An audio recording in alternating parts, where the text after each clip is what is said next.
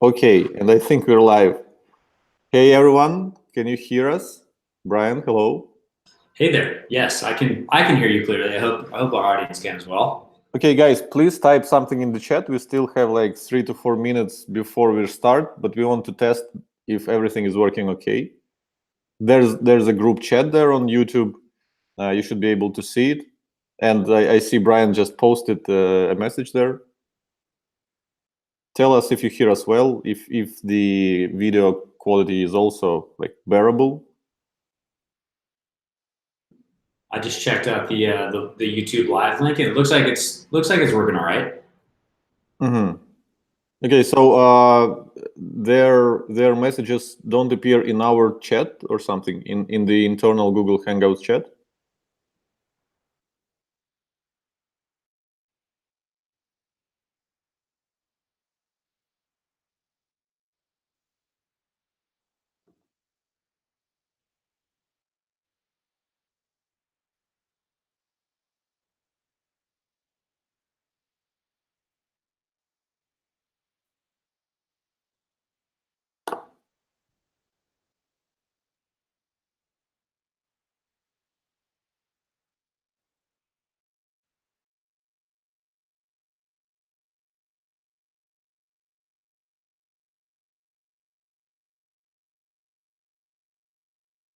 All right, that's interesting. Yeah, so everyone's saying hi to you right now. If you open up the actual YouTube stream, the live stream, you can see all the comments coming through. Yes. Okay, cool. Yeah, we have. Hey, everyone. Nice. Okay, so you're checking out the messages in the YouTube live stream, right? Not in the window that we are communicating through. Yes, exactly. So it's not showing up in our Hangouts. It's actually on the YouTube page itself. Okay, let me open it. Or probably I should not open it while I present. I will open it while you'll be presenting. So that not to take bandwidth out of my part. Okay, guys, we still have 1 minute to go. Maybe tell us where you're from, like classic move of webinar presenters. I can tell you that I'm from Singapore. It's 5 a.m. here. So if I look like someone has beaten me, please pardon myself. I just got up like an hour ago. But I'm sure I'll be able to make it. I think you look great, Tim. I wish we could all look that good at 5 a.m. in the morning. So you're doing great. Brian Peters, I'm based out of Denver, Colorado, but currently in San Francisco for a few conferences that are going on this week. Drift and Salesforce are both having their conferences this week. So big week in Silicon Valley. Yeah, awesome. And I'm pretty excited that Ahrefs and Buffer are teaming up to do something together. I think this is the second thing that we do together. First thing that we wrote a blog post for you guys. I think it was received pretty well, and now we're doing webinar. And who knows what next? I like genuinely enjoy what you guys at Buffer are doing, or Buffer. Like, what's the correct spelling? Same with Ahrefs, actually. So, like, I'm looking forward to doing more cool stuff with you. Agreed. Yeah. Thanks, Tim. Yeah, this is a great partnership because I feel like you're so knowledgeable in SEO. We have the social media and content stuff sort of figured out. So I feel like this webinar should be a good partnership. Or at least hopefully we'll be able to teach some folks some stuff today. So yeah, I'm hoping so. Okay, so it's 5:01 a.m. here, and we can start. Let me share my screen. It would be this. Okay, guys, please tell me if you can see these slides. I'm now in present mode. And Brian, please confirm that people are seeing slides. yes, Tim, you're good to go. We can all see them. Okay, awesome. So today, Ahrefs and Buffer are presenting a webinar on how to build your website traffic with evergreen content and social media. So basically, if you have a blog or if you're publishing content on your website in some form, you're going to learn a few awesome tips from us today. So the two presenters are Brian Peters. Brian Peters, tell a little bit about yourself, what you're doing at Buffer. Yeah, absolutely. Thanks, Tim. Yeah, so like I said, working at Buffer, I'm the digital marketing manager and strategic partnerships director here. Basically, that means I do a little bit of everything: social media, content marketing. I host and produce our podcast, The Science of Social Media. do some advertising. So yeah, a little bit of everything, as many small businesses know, that you can wear multiple hats throughout the day. Awesome. Same with me. I'm head of marketing at Ahrefs, but I do a little bit of everything from hiring to working on our product to writing articles and even doing webinars, as you can probably tell. So this is it for the short intro, I guess. Let's talk about the good stuff. We're actually doing a giveaway. So you can win one of these 3 Ahrefs accounts, like 6 months long. And all you have to do is compose a tweet, tagging Ahrefs, tagging Buffer, and pasting the link to the live stream, to the YouTube live stream that you're watching right now. And like optionally, you can also include some comment, you can include some feedback of what you're, because you can tweet like during the webinar with some of your insights, maybe take screenshots of some slides that you enjoyed and post them to Twitter. And you can get kind of quote unquote extra points for mentioning my Twitter handle and Brian's Twitter handle. So yeah, we want some engagement. We want you guys to help us bring a little bit more people to the webinar, and in exchange, 3 lucky people will get a free Ahrefs account for 6 months. I think it is a good deal. And actually, I have a tradition to give away something during each time I'm talking live, because it really boosts engagement and it really brings more people to the webinar. So it's a win-win for everybody.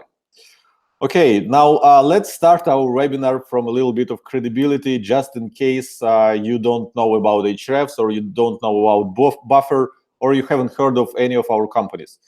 So here's organic search traffic, which means the free traffic that is coming from Google to blog.bufferapp.com, which is blog Buffer, Brian's blog. And you can see that till 2017, just in search traffic alone, we're not counting like social media traffic, direct traffic, and all other traffic sources, they were doing 500,000 visits from search per month. That's half a visits from Google per month. That's a lot, and especially considering that Ahrefs underestimates traffic, it tends to underestimate traffic. I'm sure they were doing more. Like in just a few seconds, I will give Brian an opportunity to comment, but I see that in January 2019 and further, they almost doubled this traffic, and right now they're doing almost 700K from search alone.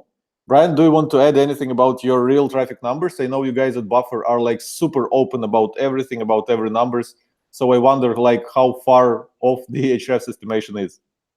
Yeah, thanks, Tim. Yeah, actually, it's not too far off. We're closer to about 1.3 at the moment, on pace for just over 20 million for the year. So very, very close. But yeah, it's an honor to be able to say that number out loud. It's still sort of a treat. Yeah, so guys, as you can see, Brian is not some random blogger. He's a guy who is responsible for one of the biggest blogs in our industry. So you're going to absolutely learn some awesome tips from him. As for myself, this is the organic search traffic to Ahrefs blog. As you can tell, what we did is we took our blog from almost nothing back in 2015.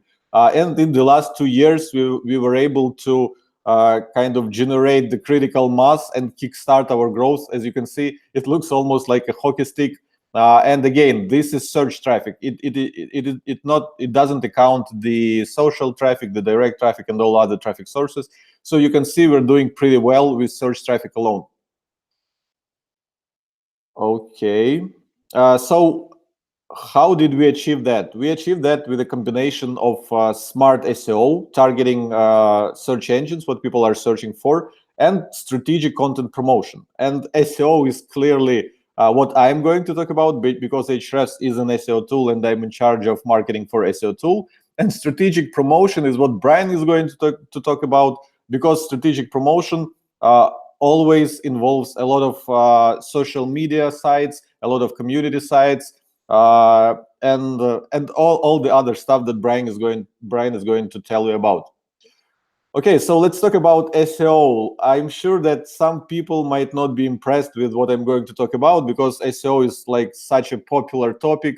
There are tons of articles about it, there are tons of videos about it, and like it feels like everyone knows already what is SEO. Like just put your keyword in title, content, just build a few links.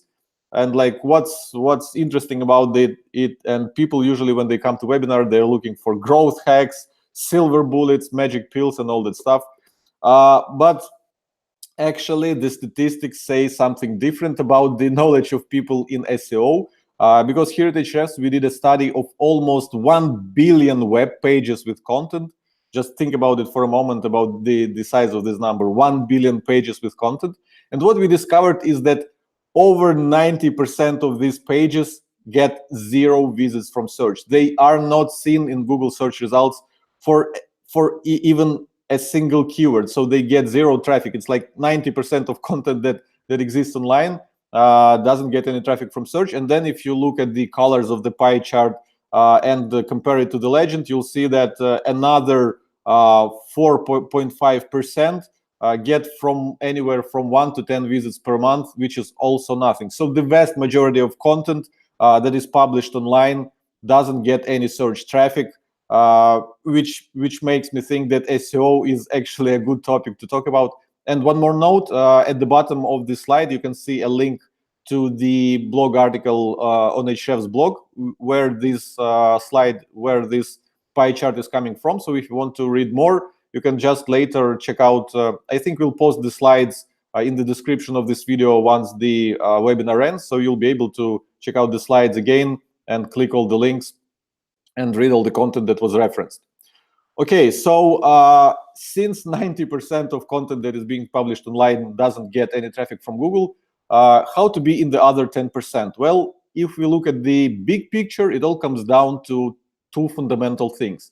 First is you have to find evergreen topics that have huge traffic potential, huge search traffic potential, I'd say. And second, build quality backlinks to your content. So let's cover those 2 things real quick and see if I'll be able to tell you any good tips. So how to find evergreen topics with huge traffic potential? When I say evergreen, I say that is something that people are constantly searching for. You know that there's search demand. Like every single month, people are searching for a specific question, for a specific issue, and you get a chance to pop in the top 10 search results with your page and get some of these people to your website, and it will be consistent. So every single month, you'll be receiving visitors who are looking for this specific thing in the search engines. So one of the best things that I know to find awesome topics or awesome content ideas that get consistent search traffic is to research your competitors, research their websites, and see where they get their own traffic.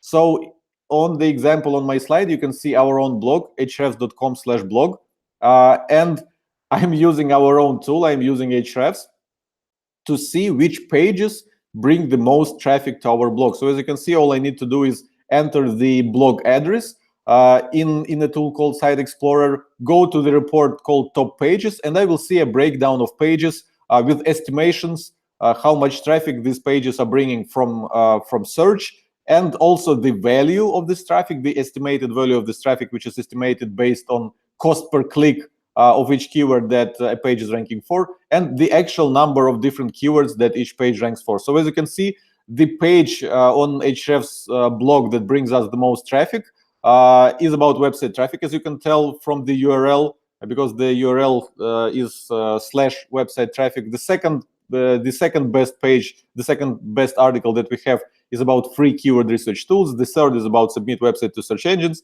And now you should have, if you're not familiar with Ahrefs, you should have now an idea of how it all works and how easy it is to pretty much browse the website of your competitor and see what are their best performing articles, how much traffic they're bringing them exactly from search, and how many keywords they rank for. And I'm reminding you that we are doing a giveaway. You just have to tweet insights from this webinar mentioning Ahrefs and Buffer Twitter handles, and you have a chance to win Ahrefs account. So other than just looking at the top pages of your competitors, you can actually click on this little expand button and see all the keywords that each individual page is ranking for, which helps you a lot in creating your own piece of content on the same topic, because you can see all the relevant search queries that people enter into Google to find this kind of page, to find a page that would answer these kinds of questions. And you can pretty much create an outline for your own article, and you can pretty much know what kind of things you should cover in your own article to be able to answer all these relevant search queries. So this is pretty awesome, and we're doing it ourselves quite a lot. We always research other blogs in the SEO industry and find awesome topics that we could cover on Ahrefs blog. And as you've seen just like a few minutes ago from the search traffic of our own blog, it works pretty well for us. So the next thing, the next best way to find awesome topics with stable search traffic potential is to use a keyword research tool. We have one in Ahrefs, it's called Keyword Explorer, but there are like a ton of different keyword research tools. I think if you just Google for keyword research tools, you'll be able to find some free ones, some premium ones, but clearly free ones will only get you so far. If you're serious about your business, if you have a little bit money to invest, you should probably go for a premium tool, especially because keyword research is not something you should do like every week. You can just do keyword research, get enough topics to target like in the next 6 to 12 months, and then just cancel the tool. Probably I shouldn't be saying things like that, but this is true. You can do like extensive keyword research and then capitalize on what you've done. So how this works is these keyword research tools, and specifically Keywords Explorer in Ahrefs, we have a huge database of the actual searches that people put into Google. And we have the so-called search volume, or otherwise called volume, as you can see on my slide. This is how many times a specific keyword, a specific search query is being entered, is being searched into Google per month. So you can see what I can do is I can search this database. So if I use any general word, in this case, weight loss, or I can just put cats, or I can put parenting, or I can put, I don't know, guns or whatever, the tool will return you all the search queries that contain your words or your phrase in them. So you will get all the relevant search queries with your target keyword in them. This is called keyword research, and then you can see how many searches per month each of these keywords get, and what is the keyword difficulty. I'll talk about it a little bit further. So then when you get a huge list of keywords, a huge list of keyword suggestions, you can easily refine it. So I suggest to refine your keywords and look for great opportunities by using filters. So for example, keyword difficulty is a proxy to how many backlinks the top 10 ranking pages have. If you're not familiar with the concept, the more backlinks the top ranking pages have, the harder it would be for you to rank there unless you get as many. So if you want to rank in top 10 Google search results, you should see how many backlinks the top ranking results have and build the kind of the same amount of backlinks or even more to your page to be able to rank in top 10. So what I did here on the screenshot, I limited keyword difficulty up to 10, which means that top ranking results don't have a lot of backlinks. So I won't need to do a lot of link building to rank the top results. And then I also, on the right hand, I used the so-called modifier. I used the word 2018 to see which searches like people enter with 2018 in them, which would be something fresh, something recent, and which will show me some interesting results. I could also use some other word modifiers like, let's say, best, or buy, or for, or probably put some questions like how, why. Actually, we have a dedicated report with questions, but still you can use all these kind of modifiers to look for search queries that also mention some specific word, and it will help you to kind of filter and search through the keyword ideas that you have and come up with interesting topics to target on your own blog. Okay, now listen to me very carefully. Something super important is about to follow, something that I don't see other SEO specialists, SEO professionals, or should I say SEO gurus talk about when they talk about keyword research and picking topics to target on your blog, on your website. So, whoa, this slide got corrupted a little bit for some reason, but still, you should never rely on the search volume alone. And we have a nice illustration for that. So it's like holding an elephant's trunk with your eyes closed, and you might think that it's a snake, but it's actually an animal, because there's a layer that you don't see when you look at the search volume. And I'm reminding you, just in case you're new to SEO, search volume is how many times people enter a given keyword, a given search query into Google. So if you just look at the search volume of individual keyword, you might make the wrong decisions. So here I have a great example. It's like super vivid. we have two search queries. So SEO tips, this is something that people enter into Google 2,700 times per month, as you can see from the volume column. And we have another search query, submit website to search engines, which according to our data, people enter every month into Google 1,400 times. So as you can tell, SEO tips is almost twice more popular than submit website to search engines. So most people will make an assumption that if they write an article about SEO tips and try to rank for SEO tips, they will get twice as much traffic as they would get if they would target topic of submitting website to search engines, which get twice less the search volume. But this is not true. So what I have here is a report from Ahrefs. We can show you traffic that is coming from search to any URL that you put into Ahrefs. And as you can see at the top, you have the article that ranks #1 for SEO tips, or at least it was ranking #1 at the time I was doing that screenshot, and it was like a few months ago, to be honest, because I used it in my article, but still. So the article about SEO tips, as you can tell, it's getting almost 2,000 visits from search. And right below it, there's article about submitting website to search engines, and it's getting 16,000 visitors from search. And the arrows show why that happens. Because when people search for SEO tips, there are only so many keywords how to search for it, like SEO tips, SEO advice, maybe best SEO tips, easy SEO tips. So there are only 148 keywords that this article might rank for, because there's not so many ways how people would kind of phrase their search request. There aren't so many unique ways to ask for it.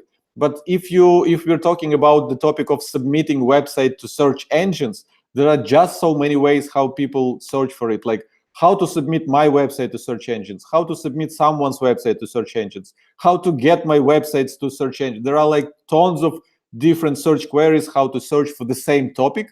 And because Google will realize that all these searches mean the same, it will rank pretty much the same pages for all these searches. And that is why the total traffic coming from all search queries related to the topic will be quite huge. So as you can see, based on the search volume alone, SEO tips looked like a twice better topic to target. But if you look at the traffic that is coming to the actual top ranking pages for each keyword, you'll see that the second keyword, submit website to search engines, will get you 10 times more traffic if you were to rank for it in top 10.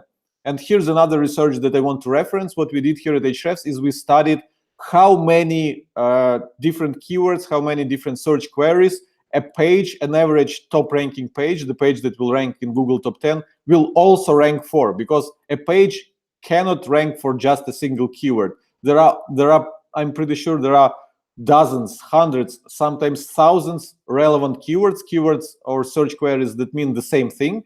And Google can realize that, Google can see that, and it ranks the same pages there. So an average page will rank for over an average top ranking page. The page that ranks #1 in Google will also rank for almost 1,000 relevant search queries.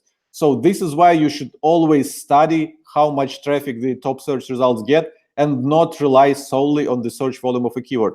Of course, the search volume of a keyword and total search traffic potential are well correlated. So in general, the more people search for a certain keyword, the more you can get traffic in total if you rank for it. But there are many exceptions, and you might overlook them if you don't look at the traffic of the top ranking pages. And here actually is the easy way to look at the traffic of the top ranking pages. In Ahrefs Keywords Explorer tool that I mentioned before, if you enter any keyword, if you enter any search query, what we're going to do is we're going to do the top ranking search results. And for every search results, we will show, for every search results, for every top ranking page, we'll show you the traffic, the total search traffic that is coming to this page. So as you can see, these are the search results for the keyword submit website to search engines. And right now, the #3 result right under featured snippet and related questions is an article from Ahrefs. And you can see that our article gets over 5,000 visits from search every month.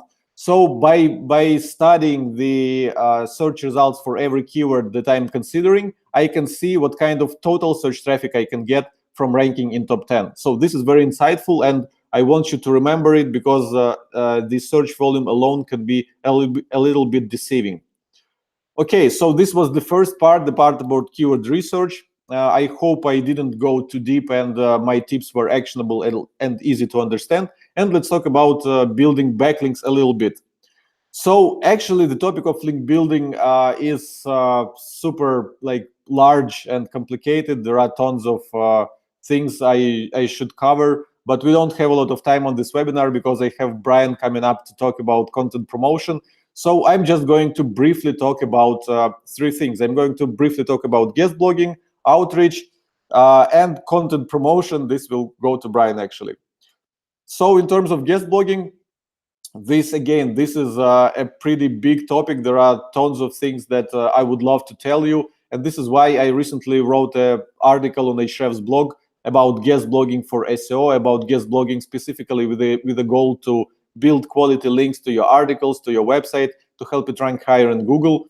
And essentially, it all comes down to two challenges. The first challenge is to find blogs to guest post for, and the second challenge is to create a lot of content, because if you're guest posting, you want to do this at kind of scale. You don't want to write just 3 guest articles and call it a day. You want to write a few dozen, because only a few dozen links will make some visible impact. Like just 2 or 3 links won't get you too far. So if you want to learn more about guest blogging for SEO, about guest blogging to get links, just Google like guest blogging Ahrefs or Ahrefs guest blogging. I'm sure you will find my article. It's pretty detailed, and if you will have any questions, then you can just email me or tweet me. I'll be happy to help you understand the parts that weren't so clear for you.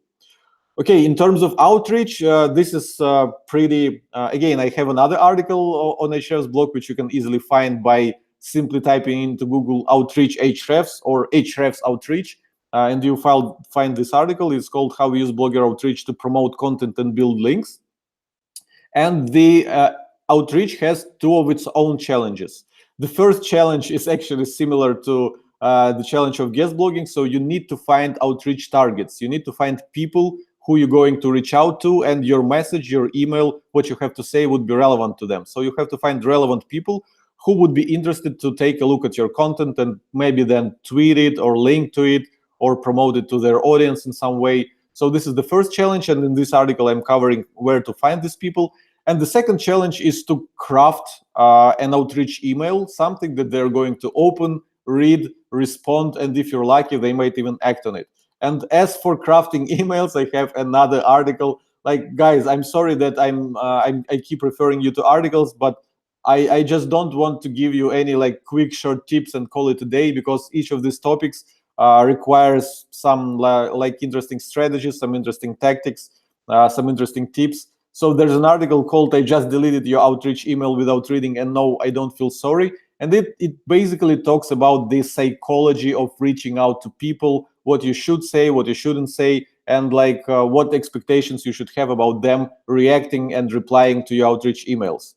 So actually, like I will finish saying that there's nothing like super scientific about guest blogging, about outreach. It's pretty easy, but you need to understand fundamentals, and you need to understand the common issues that people are making when trying to guest blog, when trying to guest post for others, and when trying to write outreach emails and get on the radar of fellow bloggers, of fellow people in your industry. Okay, and content promotion. This is something that I want Brian to cover, because they're clearly better at content promotion than we are at Ahrefs, because their blog is like 10 times larger. So I'm going to be making notes myself. I have my notebook here. And just before Brian starts, I will remind you that there's a giveaway going on. I've used a lot of Ahrefs in my slides, a lot of Ahrefs tools in my slides, and you have an opportunity to win one of 3 Ahrefs accounts for 6 months. That's like half a year. And all you need to do is to compose a tweet. You need to mention Ahrefs Twitter handle. You need to mention Buffer Twitter handle. You need to put the link to the webinar that is going right now. Just copy paste the link from YouTube, and probably write your short comment or anything like that, because we need a little bit more people to watch this webinar and to get a little bit more exposure. So yeah, let me mute myself now and give Brian the microphone. Tim, that was amazing. We're back. Thank you. Awesome. I think my favorite takeaway from all of that was, I mean, there's a lot of takeaways, but particularly not to base all of your, I guess, SEO efforts on just keywords alone, because I think that's what I do a lot of times is just, let's target the most heavily used keyword and let's write content around that. We got some really good questions, which I think we'll save from the end, but I'm excited to ask you. We got about 3 really good ones, but I'm gonna go ahead and share my screen here. Let's see. And Tim, can I make sure that you can see the slides? Yeah, it's okay. It's okay. Okay, excellent. All right, one of my favorite slides. Back to the beginning. So, Tim, thanks for all the awesome SEO tips there and strategies. I'm excited to go read some of those posts. On the strategic promotion side, that's sort of where I have a lot of fun and I get to share about today. So thanks for your attention and thanks for being here, everyone. I really appreciate it. So basically, once you have all of this awesome content, by doing all the steps that Tim just outlined, there's still no guarantee that people are going to visit your website. It takes a little while to get ranked in Google. It's not going to happen overnight. You have to build this library of great content. But in the meantime, there are things you can do that will essentially help to boost your initial results and eventually drive people to your website. And it's sort of like a flywheel effect, right? You get people to come in through non-organic means like social media and referrals and backlinks, and it's sort of all built into this big content ecosystem. But basically, this slide is saying, even if you have the best SEO strategy in the world, there's no guarantee they'll come. So you have to have sort of this backup plan going simultaneously as you work on your SEO strategy to make sure that you're driving consistent traffic to your website. Because of course, as businesses, we all need to survive. So there are tons of ways, obviously, to effectively promote your content. I took a lot of these tips. Brian Dean is a really great SEO resource, but essentially you can use podcasts or blogger outreach or share videos on LinkedIn or promote your blog posts and videos on a tool called Q or create a YouTube channel. Ahrefs has a really great YouTube channel. Definitely check that out. But as with Tim, we're gonna cover 2 main things today, and these are the 2 things that have really worked well for us at Buffer. The first one is amplifying our content with video, and the second one is advertising with top performing content on Facebook and Instagram. And these seem, as with SEO, they seem like easy things to do, but I think there's some really proven formulas you can use to create videos and to create ads that drive consistent traffic to your website rather than it being a guessing game. And that's the thing that I'm trying to help you with today, is removing the guesswork from your blog promotion techniques and doing things that I promise will work. So let's dive into a couple. First is, of course, amplifying your content with video. So out of all the techniques and tactics, why video, right? Why is video one of the best ways to do it? There's a ton of stats out there about why video is one of the most important mediums currently for consumers.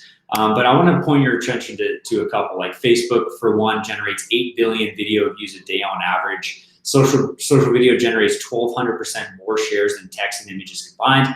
Companies using video enjoy 41% web traffic from search than non-users of video. And all in all, video is the primary way that people are consuming content in 2018 and beyond, outside of reading content, of course, right? So video is super important for your brand to build a reputation as a thought leader in your industry. Product showcases, it's just a super robust and versatile way to educate your customers and your potential customers, right? And at the end of the day, what else are we here for than to help our customers solve a challenge? And video is a great way to do that.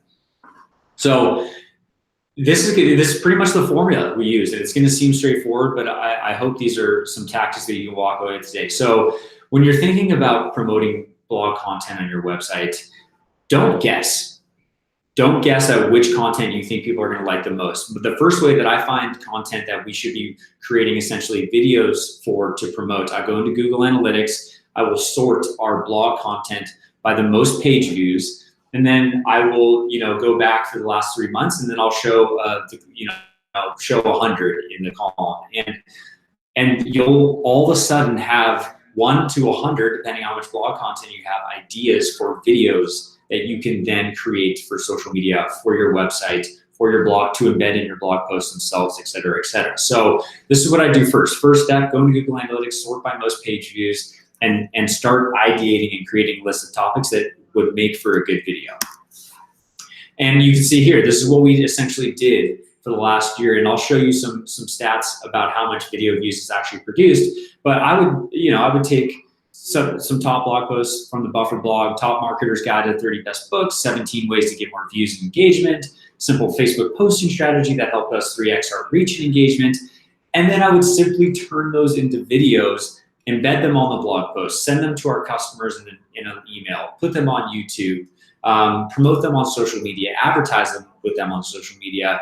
And what that did was drive hundreds and thousands of views to the content itself, and then thousands of visits to the blog post itself where people could read more, right? So these videos aren't an entire summary of the blog post. They're a teaser into the content you're going to get from reading the content. So it's essentially just find the most popular content, create videos, essentially summarizing it. So I promised I'd show you the video. So between June 1st, 2017 and July 31st, 2018, this is Facebook alone, we drove more than 1.7 million minutes viewed of our videos that were strictly based off blog posts alone. So when I said before, if you generate it, it doesn't necessarily mean it will come. Well, a lot of times people don't necessarily know of your brand yet, or they're not in a place where they can click on a link and read an entire article. What videos do is help to supplement your written content, your website content, into easily digestible pieces of content that people can view in 30 seconds to a minute. And then if they want to see more, that's when you give them a link to go check out your website for more. So over 1.7 million minutes, which I thought was pretty awesome. So with video, obviously, it's a win-win-win. So studies show that videos and graphics perform 3 to 5 times better on average than generic link posts on social media. Blog posts with videos are more likely to be shared, and it gives people a variety of ways to consume your content. Sorry, typo there. To consume your content. So a win-win-win. Videos and graphics are going to get more engagement. Blog posts are going to get more engagement and shares if they're actually videos embedded on there. And of course, it gives people a variety of ways to consume your content. So not everybody wants to read a blog post. Some prefer to watch a video or listen to a podcast. It just makes your content more evergreen and more robust.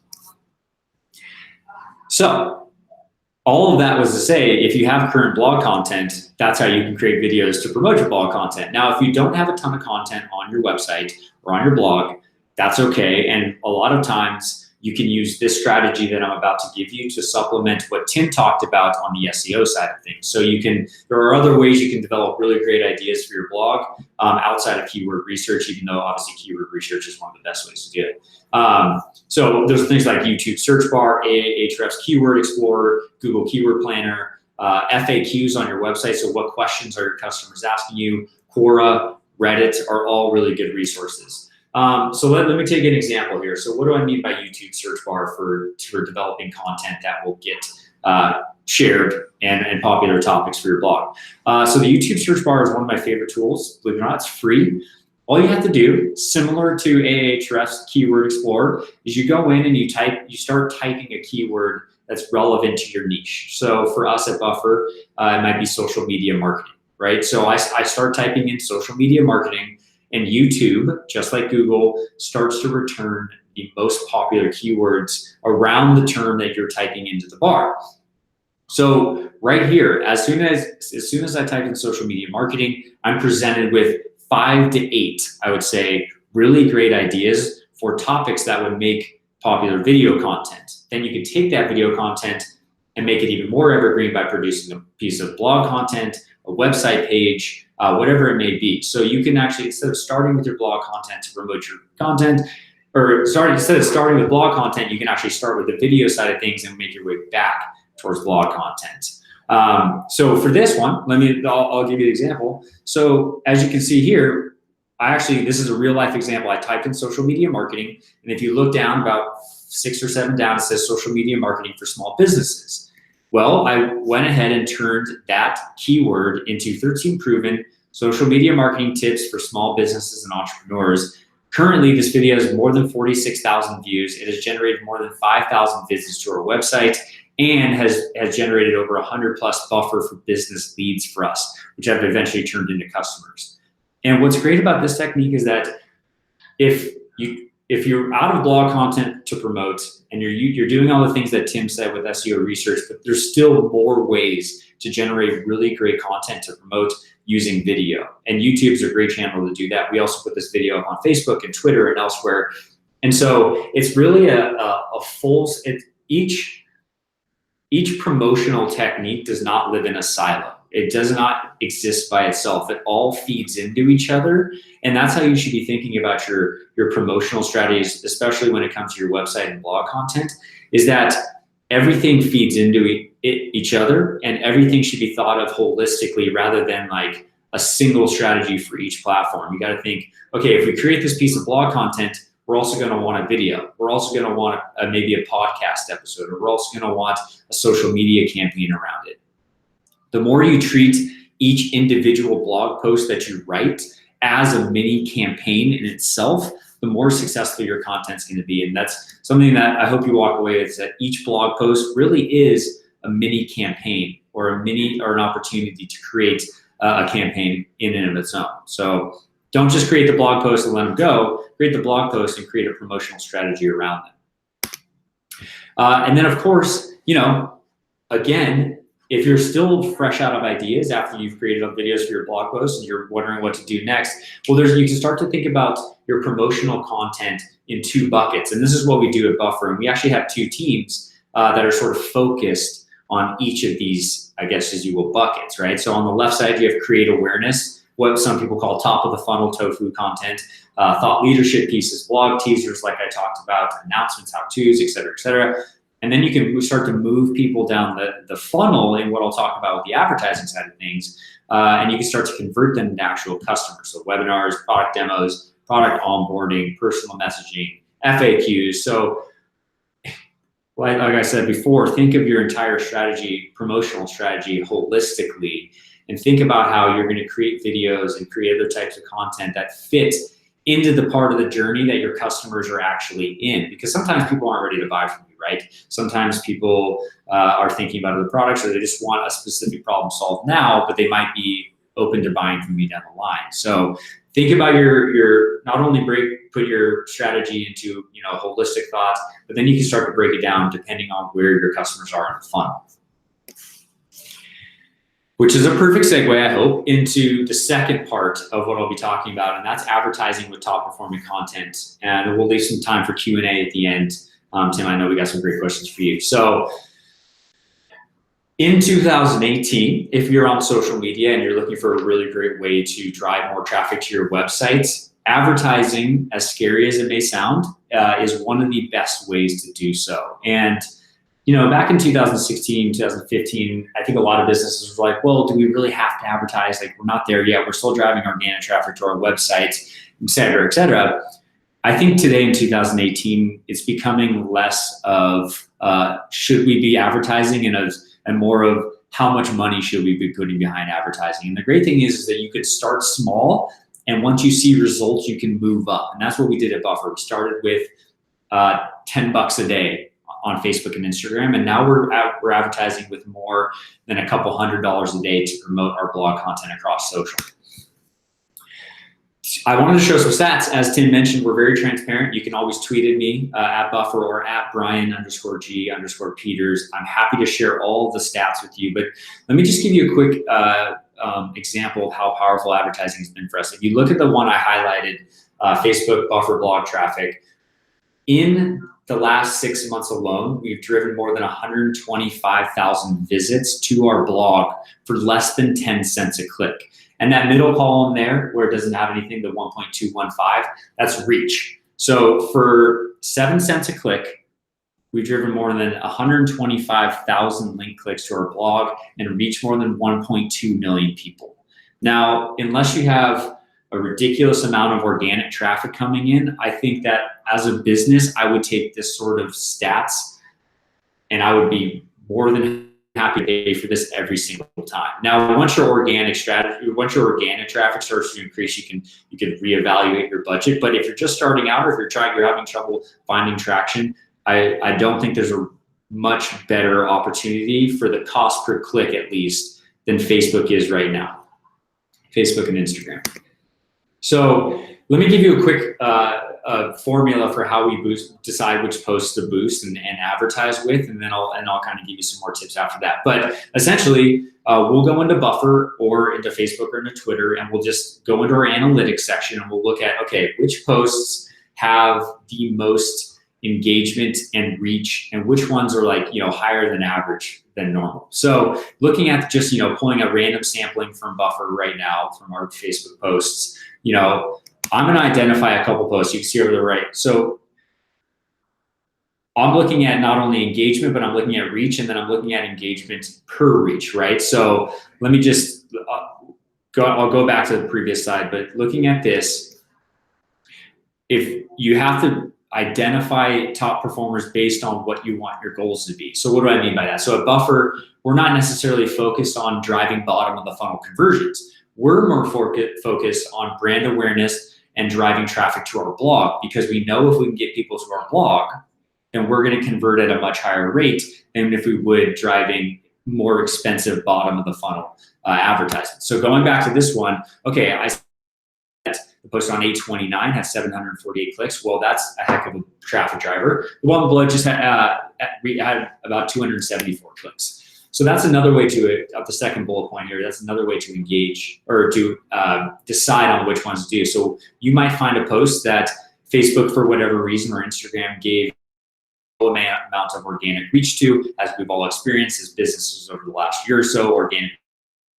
But maybe the post has a low organic reach, but it has a irregularly high engagement rate. So number of engagements divided by reach times 100. And then that can help you decide, okay, well, if we want to increase engagement around our brand, that might be a way to identify top performers. You can also do total number of engagements or total amount of reach. And if you have conversions set up with your Facebook pixel, you might choose to boost or advertise with posts based on conversions, which is a default, obviously, for a lot of businesses. But like I said, at Buffer, we've realized that instead of optimizing our ads for conversions, which are very hard to do and require a lot of A/B testing and experimenting, we actually just optimize for clicks and engagement rates, and we found that converts actually eventually more than optimizing ads for conversions. The second thing you're going to want to do when you're advertising is create your ideal audience. And believe it or not, this is actually simpler than you might think. The first one is based on website traffic. So the more traffic you drive, if you have your Facebook pixels set up on your website, the easier it is to obviously advertise to people who have been there. So let me give you an example. At Buffer, we have a product called Buffer for Instagram, where you can essentially manage your entire Instagram presence, automatic schedule. So what we'll do is we'll actually retarget people who have been to Instagram-related blog posts with our Buffer for Instagram ad. And that's been highly effective for us. That's, if you're retargeting based on website traffic, that's much better for conversions. Now, if you're just starting out, or if you don't have a ton of traffic to your websites, that's okay.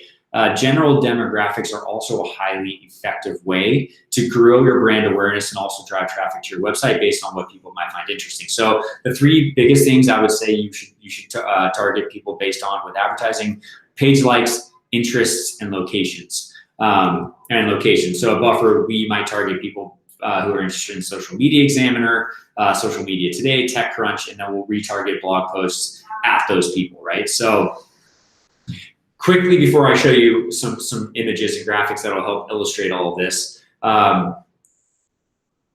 have 5 best practices for advertising. So advertising requires successful social media advertising and promotion requires testing your images, testing captions, and testing images, captions, and headlines are obviously the 3 most important things. And honestly, I would actually put those in order. So images, important, captions, and then headlines, until you find the right combination, and then you can roll with it. When you're advertising, if you're familiar with this, in Facebook, they give you a relevancy score for each ad. You're aiming for a relevancy score from 8 to 10 for that traffic driving type content. So your promotional stuff really should be in that 8 to 10 range. If you're doing more bottom of the funnel type advertisements, you can be down in the 3 to 5 and still be okay. Obviously, you can start small and increase budget with success and immediately shut down the ads that aren't performing. So I think that's the biggest misconception, is that like you have to stick with ads if they're not performing well.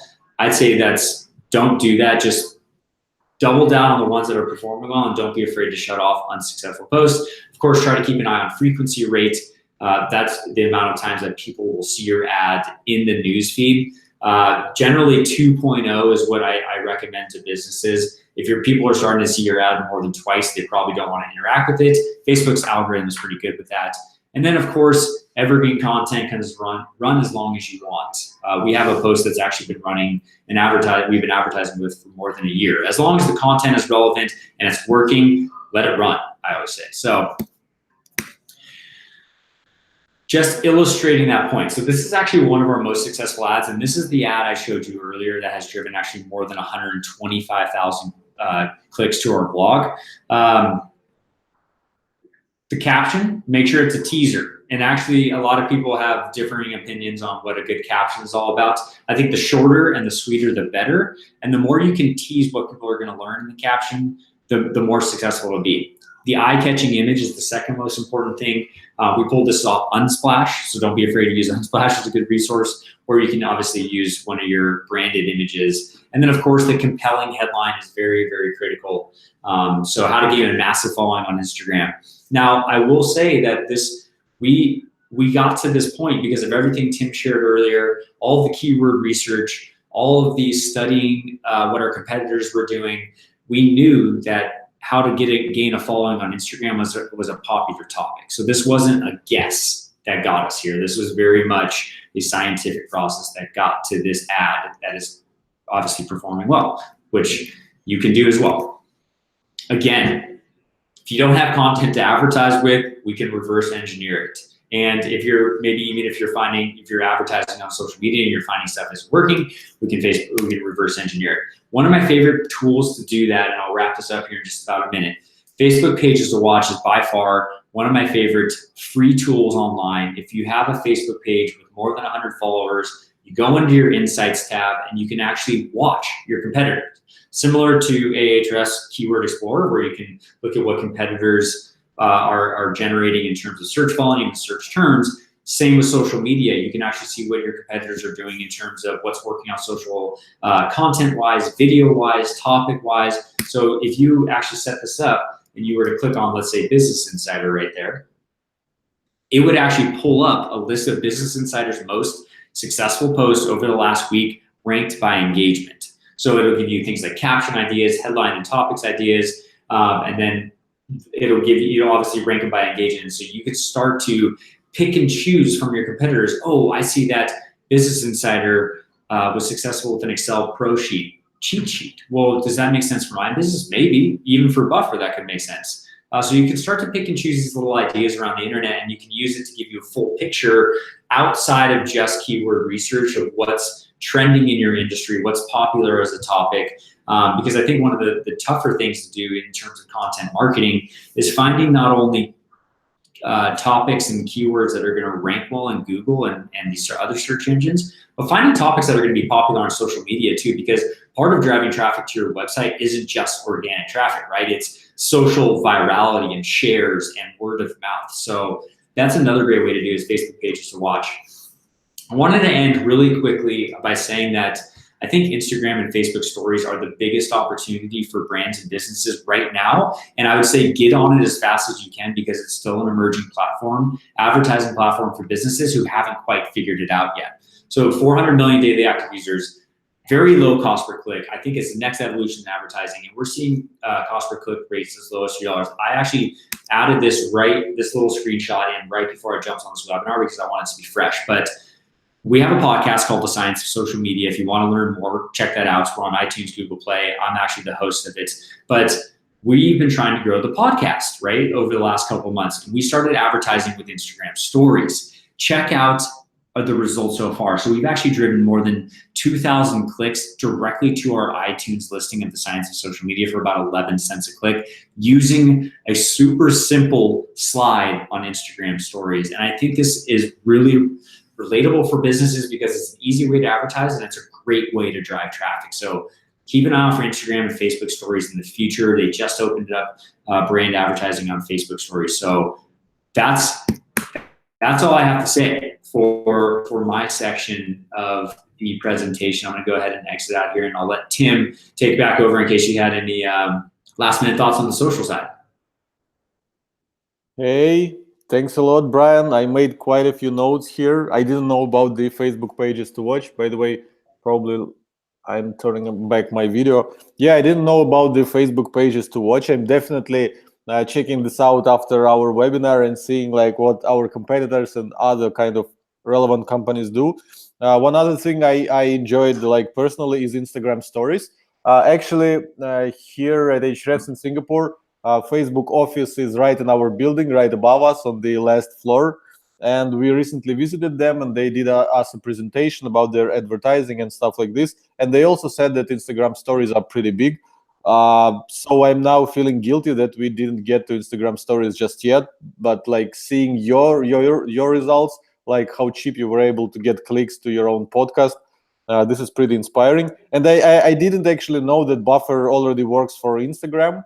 So this is also something that we are your customers. So I think we're going to use you for our Instagram account too, because we recently started to like work on our Instagram account a bit. You just can't ignore the platforms that are like so big. Instagram is so popular, you cannot just ignore it. Okay, so let me ask you a few questions that I've seen in the chat, and then you ask the ones that you've seen. So there was a question about instant articles. Like, what about instant articles? I'm not familiar with what it is even. So can you tell us about it? Yeah, absolutely. So instant articles, for those not familiar, is essentially Facebook's version of Google AMP, which actually Google just got rid of Google AMP.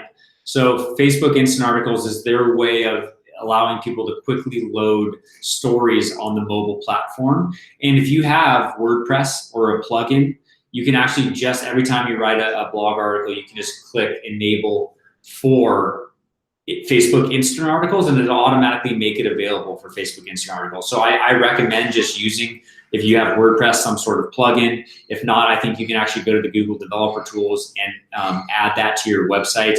But it doesn't hurt ranking at all, and it definitely helps. Now, the only thing that's tricky about Facebook instant articles is actually not going to show up under your traffic sources, because it loads natively within the Facebook app, which is a little tricky. However, my viewpoint on that is, well, would you rather have somebody read your article or not read it at all? Because Facebook's potentially prioritizing instant articles. So it's a tricky stage for businesses. I haven't seen as much instant articles today as I used to, so maybe they're kind of phasing that out a little bit, but I would say just enable it if you can. Okay, sounds great. The second most popular question, actually the most popular question, was about recommending some tools for creating videos. Like, what do you guys use? Yes, absolutely. And sorry, I usually include that in the presentation, but we had a sort of shorter time today. Yeah. Two things I use, Animoto, A-N-I-M-O-T-O, is one of my favorite tools for creating super good looking templated videos. So you can create an Animoto account, and then they sort of give you these templates you can drag and drop text and video clips into. So Animoto for sure. And if you're looking for more of the advanced sort of editor tools, you can use Adobe Spark's mobile editing tool, which is awesome. And then my favorite tool for actually creating like really professional looking ads, but it's a lot bigger learning curve, is of course Adobe After Effects. And so Adobe After Effects allows us to create those really highly curated, highly professional Instagram stories and Facebook stories ads, which can't do with the editors, but it also takes a lot longer. So thank you. We need to tap into those Instagram stories for sure. Okay, and the last question that I saw, like which I have as well, and which I'm interested in, is what about creating memes for promotion? Not just your content, but some kind of fun stories or fun pictures or fun videos. Do you have any experience? Yes, absolutely. So I think actually it's funny because I think there's an entire industry around the meme style promotional stuff, right? Like there's entire Instagram accounts that have 40, 50 million followers based on pure memes. I think that I caution businesses from doing that unless you're particularly talented at it? Because I think a lot of times businesses try to take that route and they don't necessarily have the comedic intuition that feels on brand that might actually grow this following. So I think if you're particularly skilled at it and you experiment and you see success with that, I think absolutely it's a good strategy. I just caution brands from committing to that and then not necessarily deeply reflecting on it if it's on brand and if it actually works or not. So I always say, if you want to try something new, absolutely experiment with it. Try it a few times, and if it doesn't work, then don't be afraid to sort of say, okay, that we experimented and it didn't work, and let's move on to something else. Yeah, I guess if the KPI of the marketing team is to get some kind of traffic or to get views or to get engagement, this might work like a charm and like boost the numbers in your reports. But will it have any effect on the bottom line, because you just entertained people, but you didn't really sell them like your product or your service? So that's another question. Okay, that's about it about the social part. Let's see if there were any questions about SEO, and we're going to wrap it up. Awesome. Yeah, absolutely. There's a couple of really good ones. So the first one was, and I was curious about this as well. So what do you think about optimizing your content for search engines versus your audience, right? So is there a difference or balance in writing for a search engine versus writing for humans? Actually, I think that right now they're very much aligned, because from my own experience, I see that search engines, and particularly Google, like what I feel, I don't have like any evidence to this, but what I feel is happening is that they actually track the user behavior and what happens after a person will visit your page. So if people will bounce, if they won't read what you have there, your rankings will go down. But if people will stick, if they will read like the whole thing, if they will click other links and browse your website, your rankings will go up. This is called behavioral factors. There's a lot of articles, there's a lot of information, there's a lot of like myths about it. Like SEO industry still cannot agree if this works or if this doesn't work, but I think it does.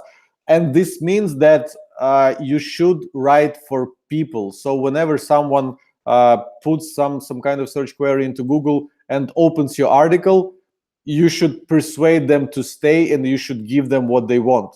This is how like Google will see that your page has value, and this is how Google will make your page climb up in rankings. And again, if you will give people what they want, they will probably reference your article somewhere. They will send it to a friend, which will send you more traffic, which also Google presumably might be able to see. Or these people will reference your article on Twitter or even on their website, which means they will link to you. So by actually catering to people, to the actual readers, and not to the kind of machine search engine, you're doing a lot of things right that will help you to rank better from the machine standpoint. Hope that makes sense. Yeah, absolutely. I feel like that's a great answer, and thank you. Thanks, Tim. Okay, we're out of time, but I got one more for you because this is a really good one, and I want to hear it myself as well. Okay, so if I rank, so I'm going to give you an example, and I'm going to turn it into a question. So if I rank for best cookie recipes as a search term in a roundup post of lots of cookie recipes, and within that same post, I also rank for chocolate chip cookie, sugar cookie, and oatmeal cookie, would it be okay to write another roundup post specifically for oatmeal cookies, or would that potentially damage the ranking of the original best cookies search term? Does that make sense? This is a very complicated question for a person who got up at 4 a.m. in the morning. So I didn't quite understand. Oh, let me rephrase. I can rephrase. So essentially you have a big post, like a central hub post, right? Yeah. That's actually ranking for multiple keywords. Yes. Is it okay to then write a separate post for one of the multiple keywords that it's ranking for? Yeah, it's a good question. I say again, look at what people want. If people are looking for a specific cookie recipe, and what they get is a list of different recipes, which includes the cookie they were looking for, it might not be the best search result for them. So if you create a page that will specifically answer the cookie recipe that they were looking for, it would be better. Especially if you will provide a few of these recipes of the same cookie. So the cookie is the same, but you like give them a few options, like a few other ingredients that they can use, or like here's a video format, here's the text format, I don't know, here's a podcast about it. Like give people choice, but give people choice within the actual topic that they were searching for. And in terms of a bigger page that would list different types of cookies, it serves different search intent. So it serves kind of search intent if someone would be looking for what are like different cookies that I can cook at home. I don't know, DIY cook. I'm not like an expert in pastry and all that stuff, so I'm struggling to come up with the examples. But you get the idea. You need to think about search intent, like what do people think about when they enter a specific search in Google, and what is your page perfect for? Is it perfect for a list of different recipes, or is it perfect for a specific recipe that people were searching for? This is the general answer that I can give. Excellent, excellent. So it's not going to hurt the original big roundup post, but you're only going to help yourself by creating these other smaller pages, particularly based on search intent. Well, like I said, eventually this big roundup post, I think the reason why it ranks for a specific cookie recipe is probably because as a roundup, it got some nice backlinks. So Google perceives this as an authority piece. And when Google sees some page as an authority because it has a lot of backlinks, Google starts ranking it for kind of loosely related terms.